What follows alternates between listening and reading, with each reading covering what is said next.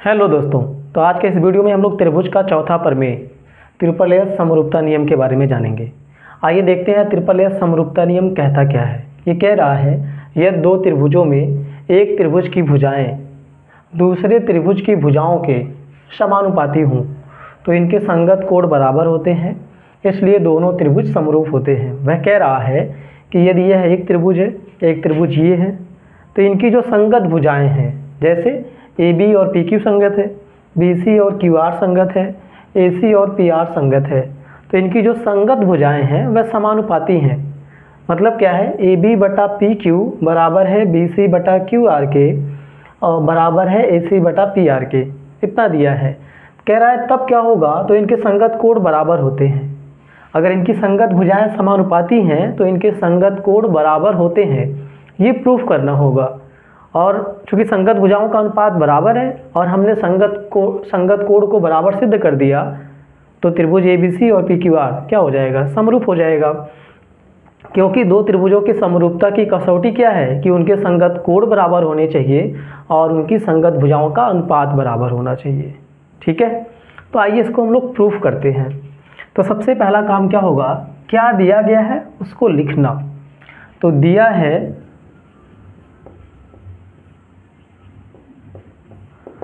है क्या, संगत भुजाओं का अनुपात बराबर है। तो लिख देते, दिया है AB बटा, AB किसके संगत है, PQ के, AB बटा PQ बराबर दिया है BC बटा QR के। ठीक है, और किसका बराबर दिया है AC बटा PR के। ठीक है, इतना दिया है। कह रहा है तब इनके संगत कोण बराबर होते हैं, तो प्रूफ क्या करना है, संगत कोण बराबर होते हैं सिद्ध करना है।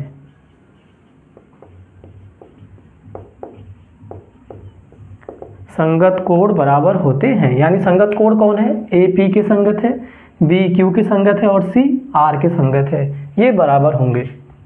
एंगल A किसके बराबर होगा, एंगल P के, एंगल B किसके बराबर होगा, एंगल Q के, और एंगल C किसके बराबर होगा, एंगल R के। ऐसा हो गया तो क्या हो जाएगा, इन दोनों कंडीशन से त्रिभुज ABC समरूप हो जाएगा त्रिभुज PQR के।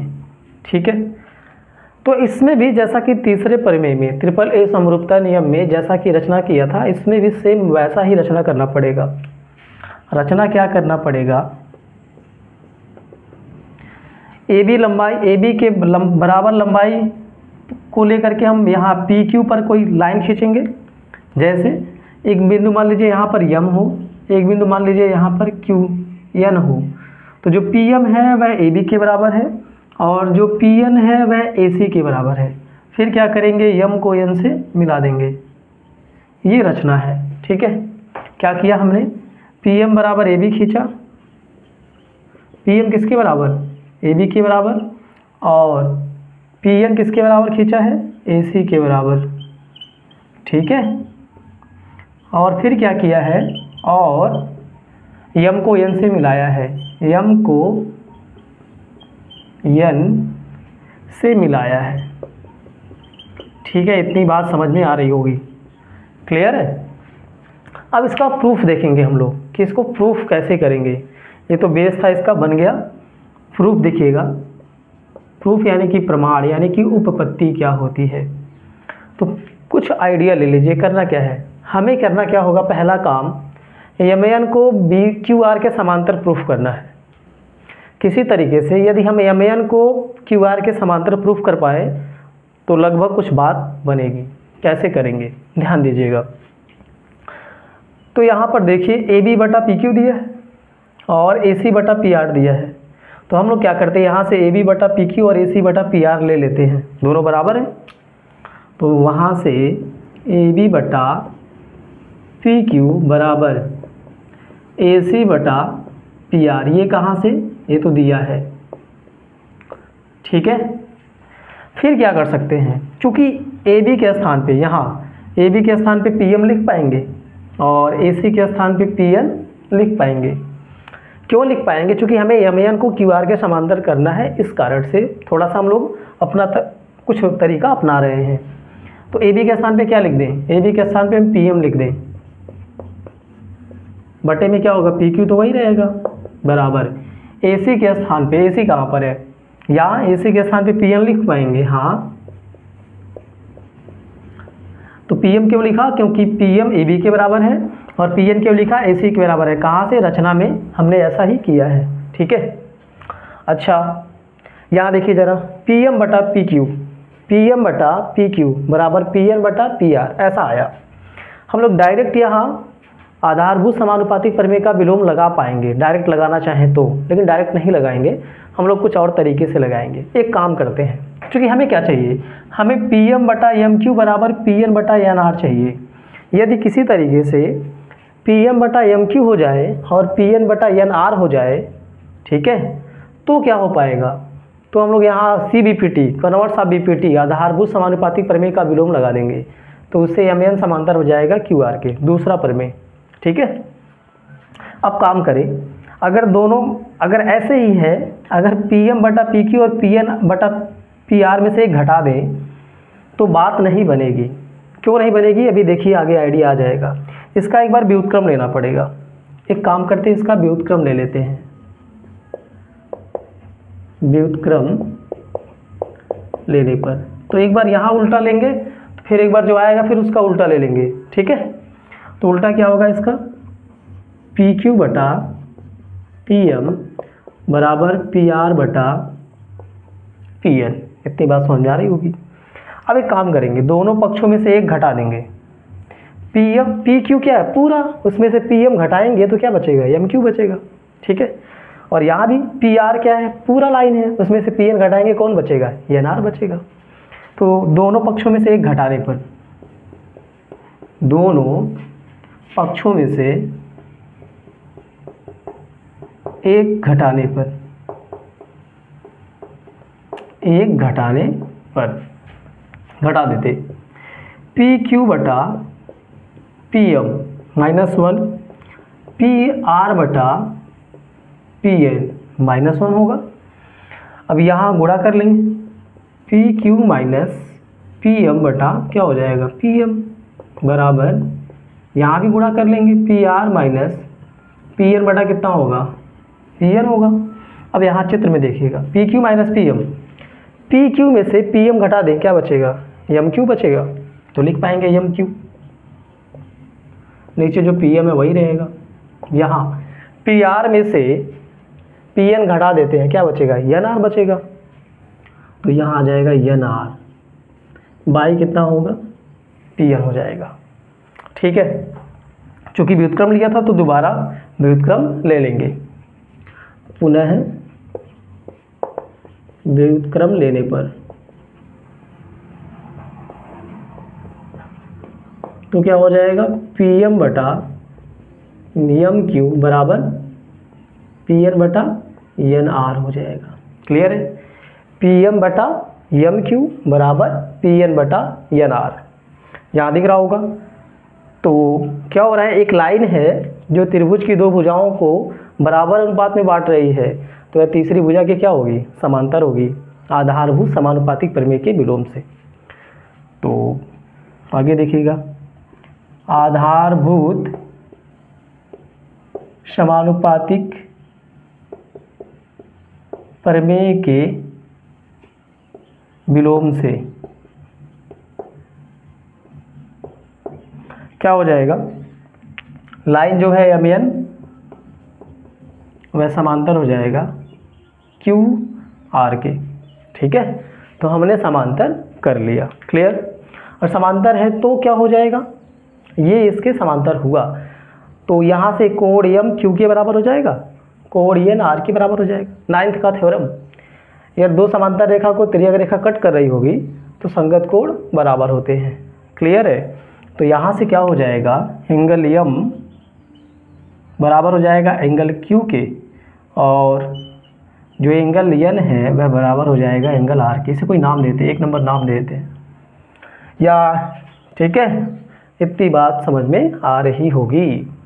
एम किसके बराबर हो गया, क्यू के, और एन किसके बराबर हो गया, आर के बराबर होगा। ये कहाँ से हो रहा है, नाइन्थ में एक थ्योरम पढ़ा है, दो समांतर रेखा को तिर्यक रेखा कट करती है तो संगत कोणों का प्रत्येक युग्म में बराबर होता है। ठीक है। अच्छा, आप देखिए कि अब क्या करना होगा। अब हमें त्रिभुज PMN को और त्रिभुज PQR को समरूप करना है। त्रिभुज PMN और PQR को समरूप करना है। चूँकि जो दिया है उसका हेल्प लेके हम BC को MN के बराबर कर देंगे, फिर इन दोनों त्रिभुजों को सर्वांगसम करेंगे। इससे संगत कोण बराबर आ जाएगा, AP के बराबर, BM के और CN के बराबर आ जाएगा। और पहले से M Q के बराबर है तो B Q के बराबर हो जाएगा, और पहले से N R के बराबर है तो C R के बराबर हो जाएगा। इस तरह से त्रिभुज ABC और त्रिभुज PQR में संगत कोण बराबर हो जाएंगे तो दोनों त्रिभुज समरूप हो जाएंगे। ये आपका आइडिया है, आगे क्या करना है। ठीक है। अब देखिए जरा, त्रिभुज PMN और त्रिभुज PQR में, PMN तथा त्रिभुज PQR में, ठीक है, PMN और PQR में, तो दोनों में कोण P कॉमन है, कोण P दोनों में कॉमन है। ठीक है, बराबर होगा। और M Q के बराबर है और N R के बराबर यहाँ सिद्ध किया है। कोण M बराबर किसके है, कोण Q के, और कोण N किसके बराबर है, कोण R के। त्रिभुज PMN ये वाला और त्रिभुज PQR पूरा बड़ा वाला, ये ध्यान दीजिएगा।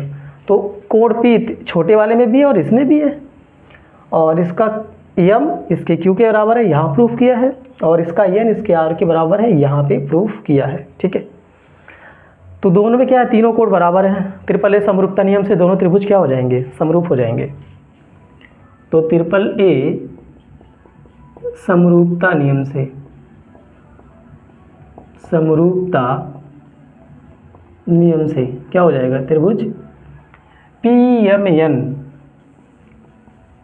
समरूप हो जाएगा किसके, PQR के।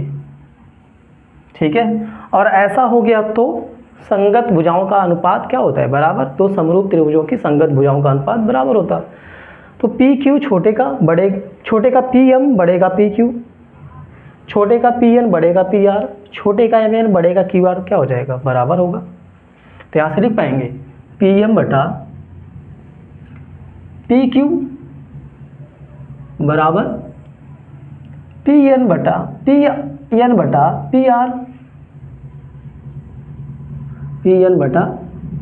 PR बराबर MN बटा QR।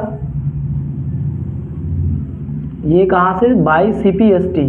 CPST का मतलब क्या होगा, corresponding part of similar triangle, समरूप त्रिभुजों के संगत भाग। चूँकि अगर दो त्रिभुज समरूप हैं तो उनकी संगत भुजाओं का अनुपात क्या होगा, बराबर होगा। तो उस आधार पे ऐसा होगा। ठीक है। अब क्या करेंगे आगे, चूँकि ये आ गया और हमें पता क्या है यहाँ पर, AB बटा PQ बराबर BC बटा QR बराबर AC बटा PR, ये पता है हमें। तो उसका हेल्प लेंगे थोड़ा सा। चूँकि हमें क्या दिया है, AB बटा PQ बराबर BC बटा QR बराबर AC बटा PR दिया है। ठीक है। और AB के स्थान पे हम लोग PM लिख पाएंगे, AB के स्थान पे PM लिख पाएंगे रचना से, AB के स्थान पे PM और AC के स्थान पे PN लिख पाएंगे। तो लिख देते एक बार यहाँ पर, AB के स्थान पे हम लोग PM बटा क्या हो जाएगा, PQ, BC तो वही है BC बटा QR, और AC के स्थान पे क्या लिख पाएंगे, PN, रचना से याद होगा बाई PR। क्लियर है। इसे कोई नाम दे दो, इसे 2 नंबर नाम दो और इसे 3 नंबर नाम दिया जाए। तो 2 और 3 को देखिए जरा, PM बटा PQ बराबर है PN बटा PR के, बराबर है MN बटा QR के। यहाँ भी PM बटा PQ बराबर है PN बटा PR के, वो बराबर है BC बटा QR के। तो यहाँ से क्या PN बटा PR नहीं, ये MN बटा QR क्या BC बटा, देखिए यहाँ दोनों में कॉमन क्या है, PM बटा PQ MN बटा QR, PM बटा PQ MN बटा QR। तो ये यहाँ बचा क्या, MN बटा QR BC बटा QR के बराबर हो जाएगा।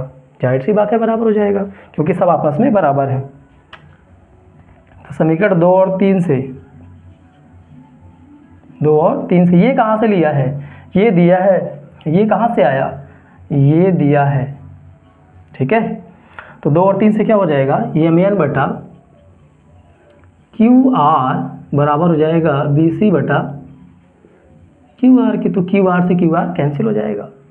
यहाँ पर क्या बचेगा, MN बराबर BC बचेगा, MN बराबर BC। क्लियर। चूँकि ये ए बी पी एम के बराबर है रचना से, ए सी पी एन के बराबर है रचना से, और बी सी एम एन के बराबर है, यहाँ प्रूफ कर लिया। तो ट्रिपल एस सर्वांग समता नियम से त्रिभुज A B C P M N की सर्वांग सम हो जाएगा। ठीक है, तो त्रिभुज ए बी सी तथा त्रिभुज पी एम एन में चूंकि है क्या, ए बी बराबर है पी एम के, ए बी बराबर है पी एम के, ठीक है, और ए सी बराबर है पी एन के, और ए सी बराबर है पी एन के। ये दोनों कहाँ से हुआ, ये दोनों हुआ रचना से। ठीक है, और यहाँ ऊपर प्रूफ किया एम एन बराबर बी सी। ठीक है, तो ट्रिपल एस सर्वांग समता नियम से त्रिभुज ए बी सी सर्वांग सम हो जाएगा त्रिभुज पी एम एन के। तो ट्रिपल एस सर्वांग समता नियम से